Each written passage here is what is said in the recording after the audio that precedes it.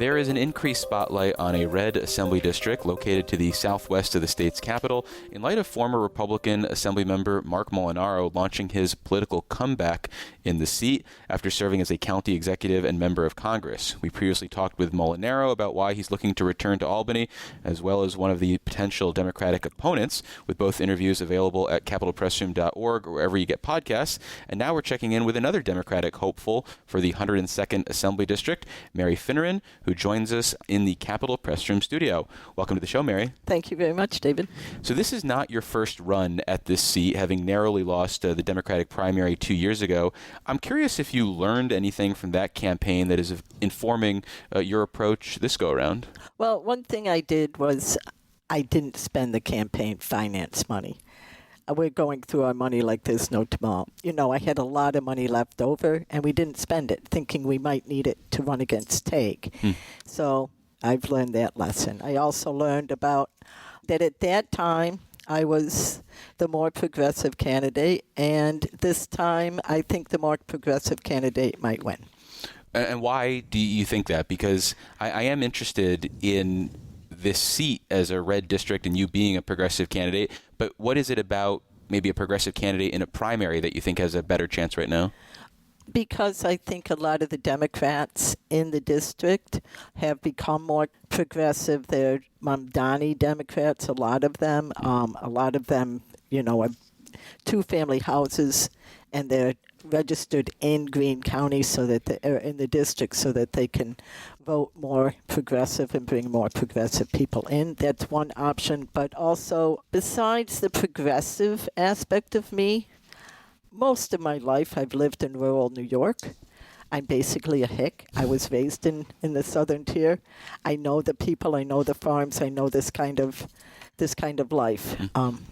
Well, you're not the first Democrat to talk about channeling the New York City mayor and the campaign zeitgeist that he was able to build. But I would argue he was kind of a unicorn in politics, both with his messaging, the issues that he was able to tap into, and the way he was able to take social media and turn that into actual action. So what is it about the Zohran Mamdani experience from 2025 that you think you can replicate? Well, I think one of the major points he has, and we might hear a noise over here on this, but is the tax the rich, is pushing for that the rich are not paying their fair share of taxes.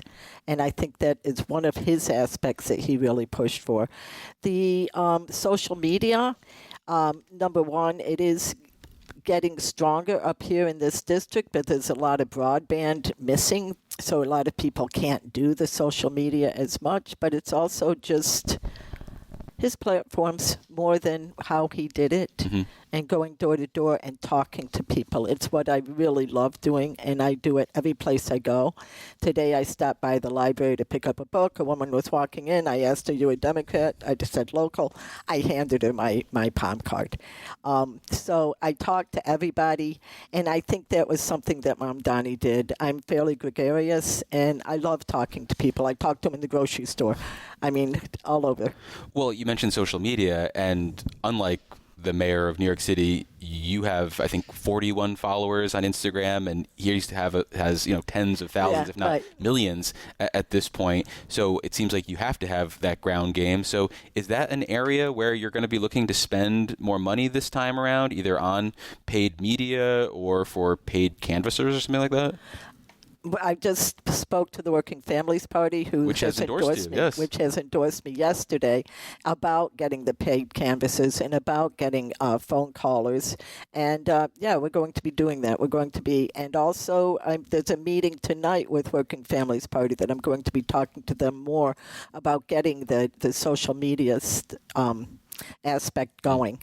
Well, let's turn then to the general electorate, because that's where the big prize is. And you're running for a district that went for President Trump in 2024 by 19 points. But I would assume, by looking at what you have highlighted in some of your literature and some of your social media posts, things like very progressive immigration reform, opposing sort of rollbacks to the state's green energy goals. I mean, there's a reference to the UN Declaration of Human Rights on your website.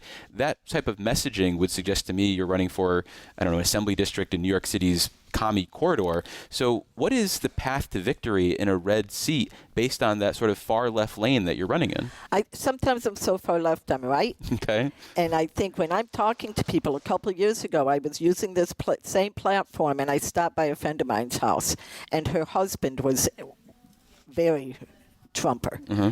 And I talked to him, and he said, "What do you want? Are you a Democrat?" And I said, "Yes, I'm a Democrat." He said, "Get out of my house." I said, "Well, I just came by to see if you put my sign on your lawn." By the time I left, he had the sign on the lawn. I think there's a lot of common ground that can be found in the affordability issue, in the climate issue. Teague and I are both supporting the sewage sludge legislation, Kellis's sewage sludge legislation, because it's common sense. It's something that the farmers in our district are concerned about. And Schoharie County has put a moratorium on sewage sludge spreading. So there's different areas where I find the common ground. I've had Republicans tell me they're not going to vote for Molinaro because he's a, and I don't blame him. They say he's a career politician, and they don't really trust that he's really working for them. I'm not saying that. You kind of just did by bringing it up on the air. Well, I want to say I did bring it up on the air, and I kind of want to say I do respect the fact that he is willing to run for the assembly again, and that he's, I do think he wishes to serve. I can't disparage him on that. So it's one thing to have that personal connection with a voter and be able to convert them from opposition to supporter, or maybe on the fence to supporter. But there are about 102,000 voters in the 102nd Assembly District. So realistically, you aren't going to be able to meet everybody. So how do you get that message out there? Because if I'm Republican Mark Molinaro, I'm going to frame some of your positions as being out of step with what a red district is interested in. So how do you combat that in a meaningful way? Well, one thing that I really think everybody should be concerned about, and people say, well, don't talk about that, it's not popular, but is the environment and climate. But the affordability aspects of climate, especially for farmers, they really need to worry about it. I mean, recently we had a very warm spell and all the fruit trees bloomed, and then there was a frost the next week. People were nervous. People were afraid that they were going to lose their crop, and they did back in 2012. The whole apple crop was destroyed because of a late frost after a very, very, very warm spring. It was warm in March. The flowers started to bloom in early April. So it is an affordability thing that the farmers have to watch for. It's also an affordability thing. Everybody's talking about utility rates and how much it costs for heat and air conditioning.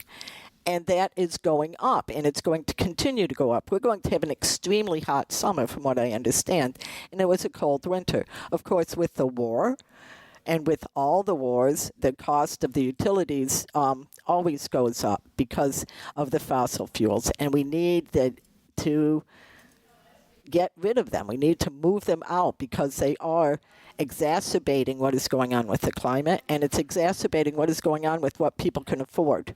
But the popular narrative right now is that green energy solutions are what is driving up the cost of energy, and so you're going to have to combat all of that if you want to be successful, and that's a real uphill challenge. And it's a false narrative. Sure, but it may or may not be, but it is also one that you're going to have to combat. So it doesn't seem like it's an easy winning issue. Well, the certain things that, there's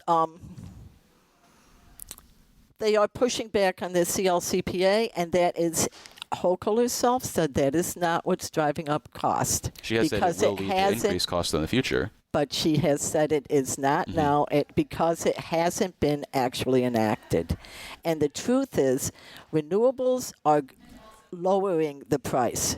The wind and solar, geothermal, initially it's extremely expensive, but once it's in place, the cost is so much less. And the utility giants, the profit-mongering utility giants, don't have an edge on that.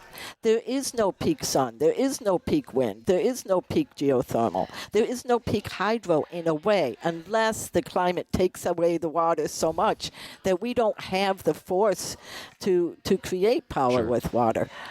So I've read that you're a dues-paying member of the Democratic Socialists of America.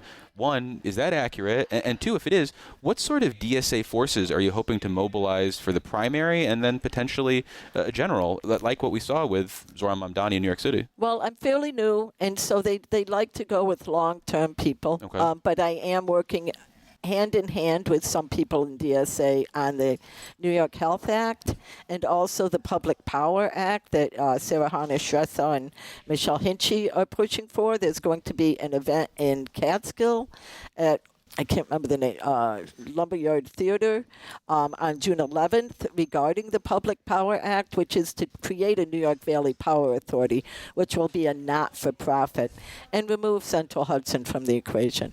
And taking out the profit base of utilities is huge because I've been on rate cases. I've been on rate cases for both Central Hudson and National Grid.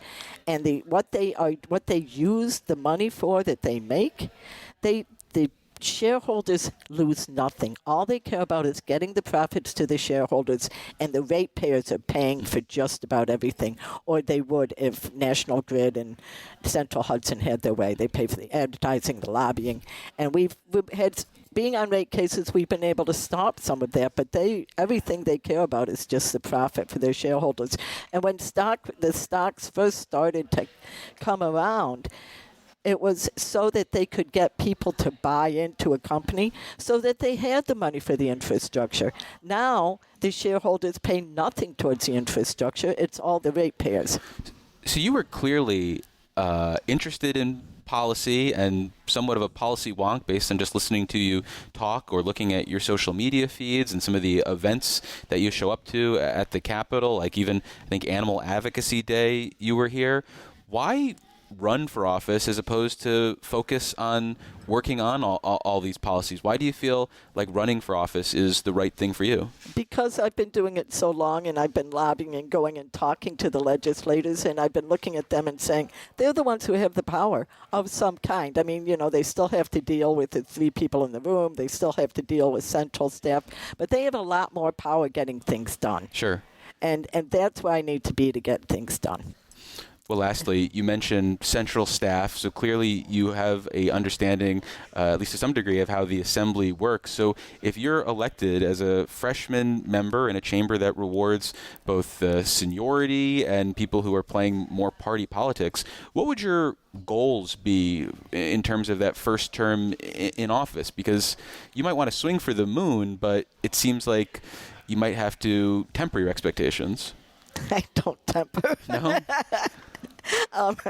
I have bills in my head that I want written. Actually, the ASAP bill, which I can't remember what the acronym is for, but it's solar that covers rooftops and everything else, and it's one of the bills that the budget is trying to eviscerate and make it basically nothing, just an increase in the GW.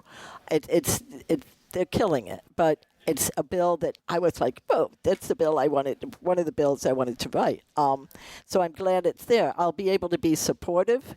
I'll be able to co-sign, co-sponsor, but also I will be asking to put in some bills, and if they come back and it's not what I wrote or not what I like, I'll be saying, no, that's not what I wanted. It's probably killing me for what the Assembly wants, but that's who I am, and that's what I want to do. Well, we've been speaking with Mary Finneran. She is a Democrat running for the 102nd Assembly District, just southwest of the state's capital. Mary, thanks so much for making the time. Oh, thank you so much for having me, David.